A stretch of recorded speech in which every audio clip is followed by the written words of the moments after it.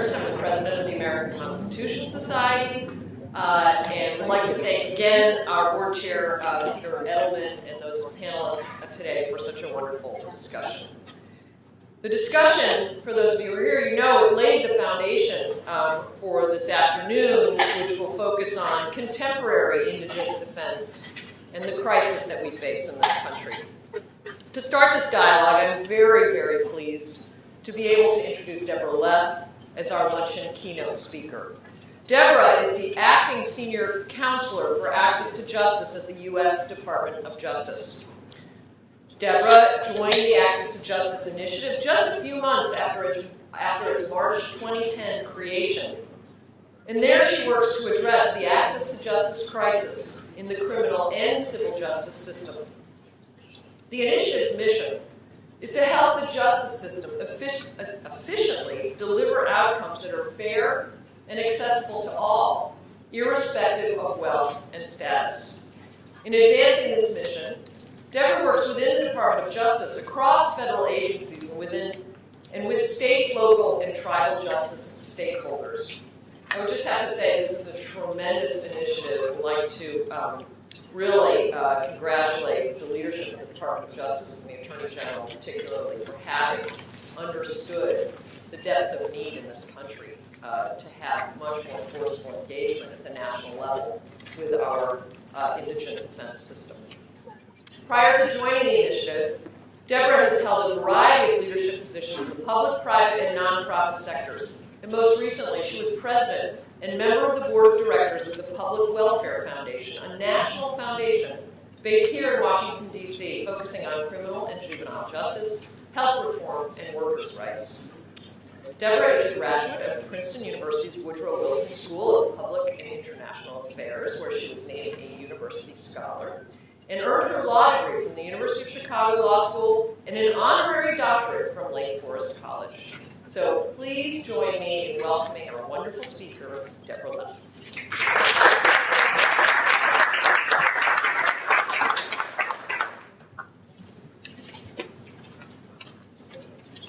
Thank you very much, Caroline. Good afternoon, everyone. I want to thank the American Constitution Society and you, Caroline, for pulling together today's symposium. And I want to echo David Cole's remarks this morning about what a privilege it is to be here with people who made history. I couldn't believe that I had the privilege this morning of listening to Abe Crash, so it's really an honor. I also want to acknowledge, although I know he had to leave, ACS's superb chairman, Peter Edelman. I don't use the word superb lightly. I had the privilege of working with Peter when he was my board chair at the Public Welfare Foundation, and I've also had the opportunity in my current position to observe his leadership as head of the District of Columbia's Access to Justice Commission, where his wisdom, his commitment, and his passion have helped make it one of the finest access to justice commissions in the country. I'm here today, frankly, because of the Gideon case, not just because I work at the Department of Justice for the Access to Justice Initiative, which is so committed to improving legal representation for the most vulnerable members of society, but also because it was the Gideon case that convinced me that I needed to become an attorney.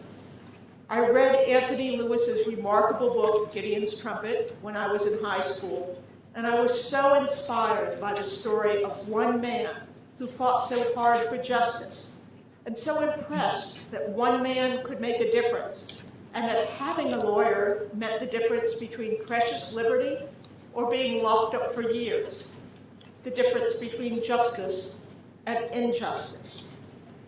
Clarence Earl Gideon never lost his sense of justice.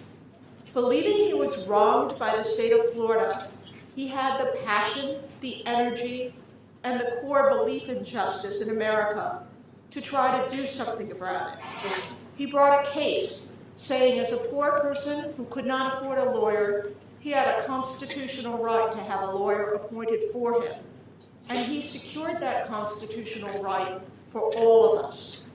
I knew I could never be Gideon, not just because I'm a really bad pool player, but also because I could try, I knew I could try to fight for justice, and that's why I started my legal career several decades ago as a trial attorney with the Department of Justice's Civil Rights Division.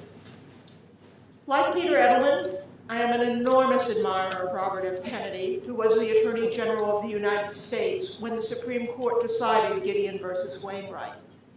In a speech a few months after the Gideon decision came down, Robert Kennedy observed, "I think the story of the Gideon case gives us a profound insight into the nature of our judicial system at its best, and into the basic sense of human justice on which it is founded.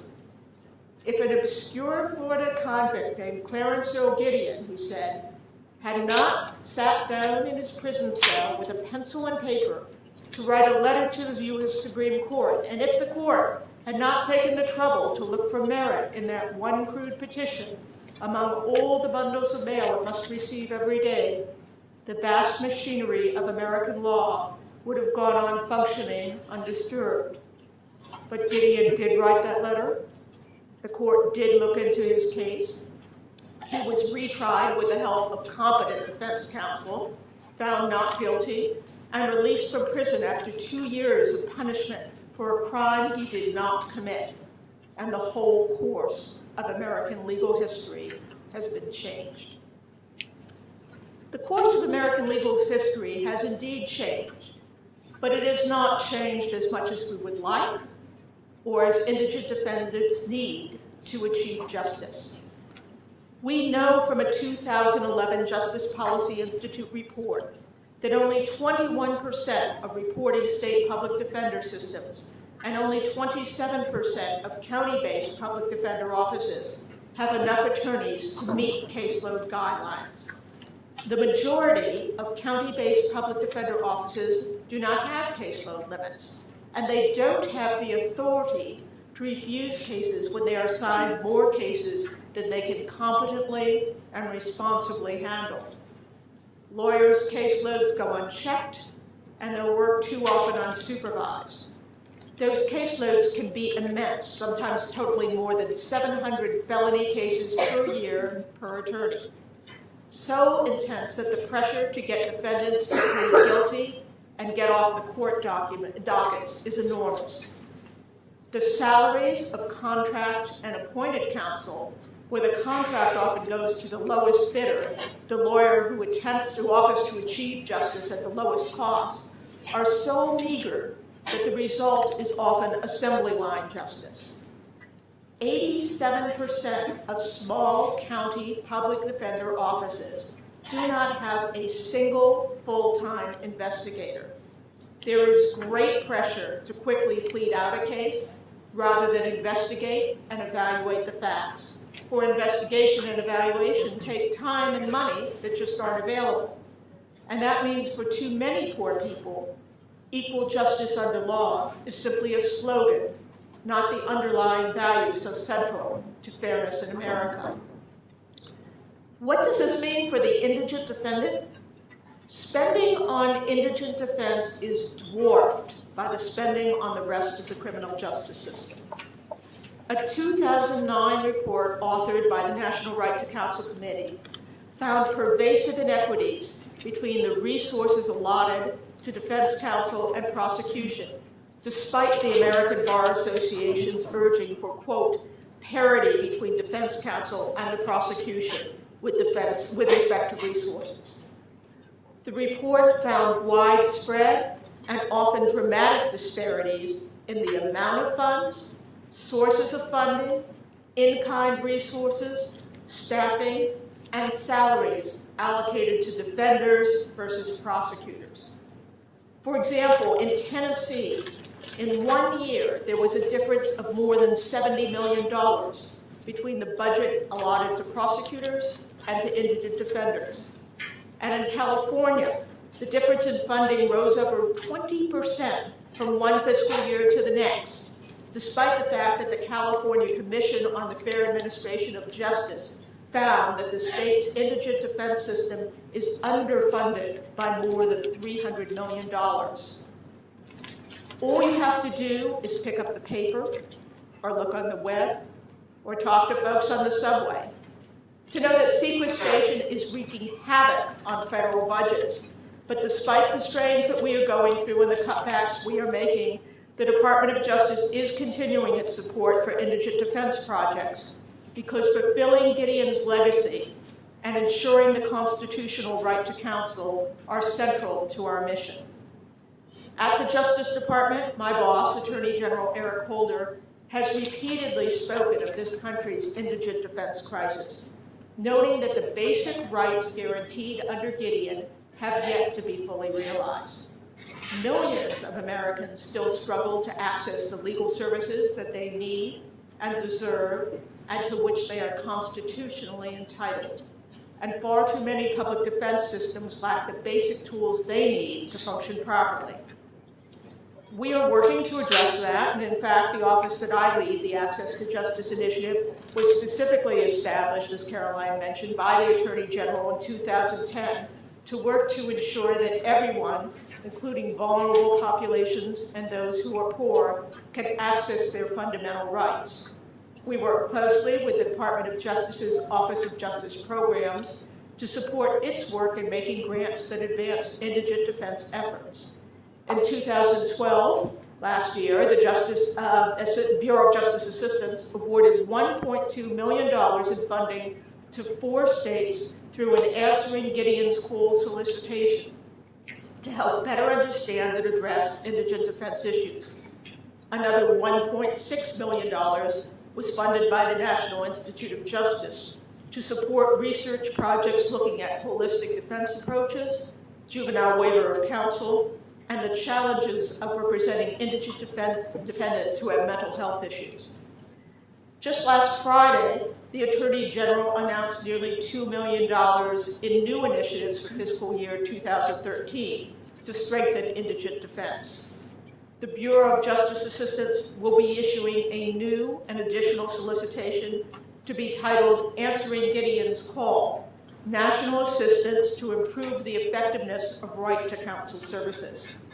This initiative will enable an organization to work directly with states and counties across the United States to enhance their ability to provide quality representation to indigent defendants and to promote implementation of innovative strategies that incorporate the ABA 10 principles of a public defense delivery system. The grant recipient will also provide training and technical assistance to state and local jurisdictions, produce publications and resources, and develop related national policies. In addition, 2 new jurisdictions will be awarded grants to improve indigent defense delivery systems. Building on last year's Answering Gideon's Call solicitation, these grants are designed to help state and local communities improve the capacity of indigent defense delivery systems and increase the knowledge base about those systems through research. Additional funds will be distributed through the Bureau of Justice Assistance's National Training and Technical Assistance Center to provide technical assistance to jurisdictions to meet their constitutional obligations to provide adequate representation to indigent defendants. That funding can be used to provide assistance to assess the overall efficacy and efficiency of indigent defense systems, to develop recommendations to assure that adequate and appropriate indigent defense services are provided consistently throughout the state to ensure constitutional adequacy, or to determine the appropriate measures for evaluating a defender services program. An effective representation for juveniles is also a priority. Last week, the Attorney General announced that, subject to available funds, the Office of Justice Programs' Office of Juvenile Justice and Delinquency Prevention anticipates awarding $400,000 through a competitive solicitation for a juvenile indigent defense national clearinghouse. These funds will support the improvement of juvenile indigent defense across the nation, offering a broad range of activities and services to strengthen the overall level of systemic advocacy, increase the quality of juvenile indigent defense representation, and help ensure professional and ongoing technical support to the juvenile indigent defense bar. Along with this news, we, like I guess everybody in this room are all watching and assessing promising initiatives to improve indigent defense all across the country. Here's one example. When I tell people that many states and localities charge indigent defenders a fee for the services of a public defender, they can't believe it. Poor people have to pay for a public defender. But as some of you in this room know, in many states, they do assess such a fee, and waivers are all too hard to come by. There are efforts afoot to rationalize or to end application fees so that indigent people are not required to pay for free counsel. We need to add our voices and support to make that happen. Defenders in communities around the country are filing motions to withdraw from cases due to excessive caseloads. And reform legislation is underway to institute caseload caps. Many states, Michigan, New York, Missouri, Georgia, Texas, New Mexico, Louisiana, among them, are undertaking reform efforts. They need to be encouraged. There is a growing holistic defense and community-oriented defense movement.